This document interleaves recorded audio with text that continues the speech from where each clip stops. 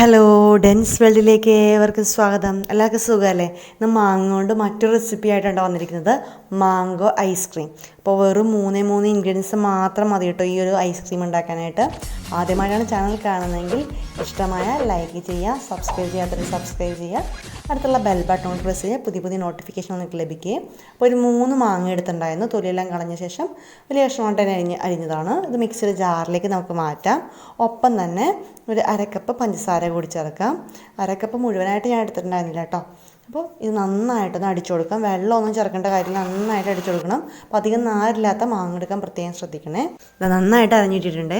നമുക്കിനി മിക്സിയുടെ കുഞ്ഞ് ജാർ എടുത്തതിന് ശേഷം അതിലേക്ക് ഒരു 3/4 കപ്പ് കപ്പലണ്ടി വറുത്തിട്ട് തൊലിയെല്ലാം കളഞ്ഞെടുത്താണ് അത് ചേർത്ത് കൊടുക്കാം. ഈ കപ്പലണ്ടി ഇല്ലെങ്കിൽ നിങ്ങൾക്ക് കശുവണ്ടി ചേർക്കാം, അതല്ലെങ്കിൽ ബദാം ചേർക്കാം.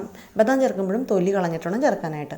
ഇനി ഇത് അടിച്ചെടുക്കുമ്പോഴേക്കും പ്രത്യേകം ശ്രദ്ധിക്കണം, ഒറ്റ സ്പീഡിൽ അടിക്കരുത്, നിർത്തി വേണം അടിക്കാനായിട്ട്. അതല്ലെങ്കിൽ പെട്ടെന്ന് അടിഞ്ഞു കിട്ടത്തില്ല.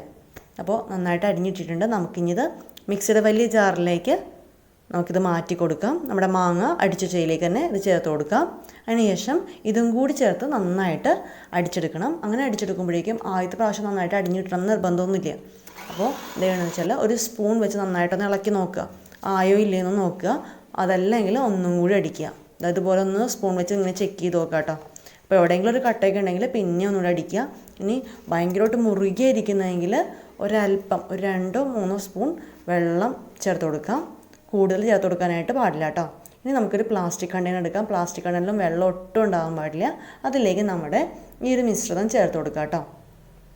അപ്പോൾ ഇത് മിശ്രിതം മുഴുവനായിട്ട് ഇട്ടതിന് ശേഷം നമ്മൾ എന്ത് ചെയ്യണമെന്ന് വെച്ചാൽ നമ്മുടെ ഈ പാത്രം ഒന്ന് 2-3 പ്രാവശ്യം ഇതുപോലെ ഒന്ന് ടാപ്പ് ചെയ്ത് കൊടുക്കുക. നമ്മൾ കേക്കൊക്കെ ബേക്ക് ചെയ്യണമെങ്കിൽ മുമ്പ് നമ്മൾ ടാപ്പ് ചെയ്യില്ല, അതുപോലെ ടാപ്പ് ചെയ്ത് കൊടുക്കുക. ഇനി ഇത് ഇതുപോലെ തന്നെ മൂടരുത്. ഇതിൻ്റെ മുകളിലായിട്ട് നമ്മുടെ ഒരു ബ്രെഡിൻ്റെ ഒരു കവർ ഉണ്ടായിരുന്നു, അത് അതിൻ്റെ മുകളിൽ വെച്ചതിന് ശേഷം നമുക്ക് ഇതിൻ്റെ മുകളിൽ ഒരു റബ്ബർ ബാൻഡ് ഇട്ട് ഒന്ന് ടൈറ്റൻ ചെയ്ത് കൊടുക്കാം. അതല്ല എങ്കിൽ നമുക്ക് അധികം നല്ല ടെക്സ്ചറിൽ അത് കിട്ടത്തില്ല. അതിന് ശേഷം എന്ന് വെച്ചാൽ ഇതുപോലെ ഒന്ന് വലിച്ചു കൊടുക്കുക. നന്നായിട്ട് എയറൊന്നും കയറാത്ത രീതിയിൽ നന്നായിട്ട് അടച്ചു കൊടുക്കണം. അതിന് ശേഷം നമുക്കിതിൻ്റെ ഏതാണോ അടപ്പ് അത് വെച്ച് ഒന്ന് മൂടി കൊടുക്കാം. ഇനി ഇത് ഒരു 5 മണിക്കൂർ നമുക്ക് ഫ്രിഡ്ജിൽ വെച്ച് സെറ്റ് ചെയ്തെടുക്കണം. ഫ്രീസറിലാണ് വെക്കേണ്ടത്. അങ്ങനെ ഫ്രീസറിൽ വെച്ചൊരു 5 മണിക്കൂറിന് ശേഷം ഞാൻ എടുത്തതാണ്. അപ്പോൾ ഈ ഒരു കവറ് അതിൻ്റെ മുകളിൽ വെച്ചതിൻ്റെ ഗുണം എന്ന് വെച്ചാൽ ഐസ്ക്രീം നല്ല രീതിയിൽ കിട്ടിക്കോളും. അതല്ലാതെ വെറുതെ അടച്ച് മൂടി വെക്കണമെങ്കിൽ ഒരല്പം കട്ടിയായിട്ടായിരിക്കും കിട്ടണം കേട്ടോ. നമുക്കിനി ഇത് എടുത്ത് നോക്കാം കേട്ടോ. ഇതാ കണ്ടില്ലേ, നമ്മൾ സാധാരണ കടയിൽ നിന്നൊക്കെ മേടിക്കുന്ന ഐസ്ക്രീം പോലെ തന്നെ നല്ല അടിപൊളിയായിട്ടിട്ടുണ്ട്. നമുക്കിതൊരു സർവിങ് പ്ലേറ്റിലേക്ക് മാറ്റാം. ഓ, നല്ല സൂപ്പറായിട്ടില്ലേ. അപ്പോൾ ഇതെല്ലാവരും ഒന്ന് ട്രൈ ചെയ്ത് നോക്കണം കേട്ടോ. വെറും 3 ഇൻഗ്രീഡിയൻ്റ് മതി. മാങ്ങ, കപ്പലണ്ടി, അതേപോലെ തന്നെ പഞ്ചസാര നിങ്ങളുടെ അളവിനനുസരിച്ച് ഇഷ്ടത്തിനനുസരിച്ച് കൂട്ടേ കുറയ്ക്കൊക്കെ ചെയ്യാം. വേണമെങ്കിൽ പഞ്ചസാര ഒട്ടും ഇല്ലാതെ വേണമെങ്കിൽ ചെയ്യാം കേട്ടോ, ഷുഗർ പേഷ്യൻസ് ഒക്കെ ആണെങ്കിൽ. അപ്പോൾ മാങ്ങയൊക്കെ ഒരുപാട് കിട്ടുന്നതല്ലേ. അപ്പോൾ ഇതൊന്ന് ട്രൈ ചെയ്യാൻ മറക്കരുതേ. അപ്പോൾ നമ്മുടെ കപ്പലണ്ടിനെ ചില സ്ഥലങ്ങളിൽ കടല എന്നൊക്കെ പറയുന്നതെന്ന് പറഞ്ഞിട്ടുണ്ട്. അപ്പോൾ നിങ്ങളുടെ നാട്ടിൽ എന്താണ് കപ്പലണ്ടിനെ പറയണതെന്ന് താഴെ കമൻറ്റ് ബോക്സിൽ പറയണേ. അപ്പോൾ ഈ ഒരു റെസിപ്പി നിങ്ങൾക്ക് ഇഷ്ടപ്പെട്ടെന്ന് വിചാരിക്കുന്നു.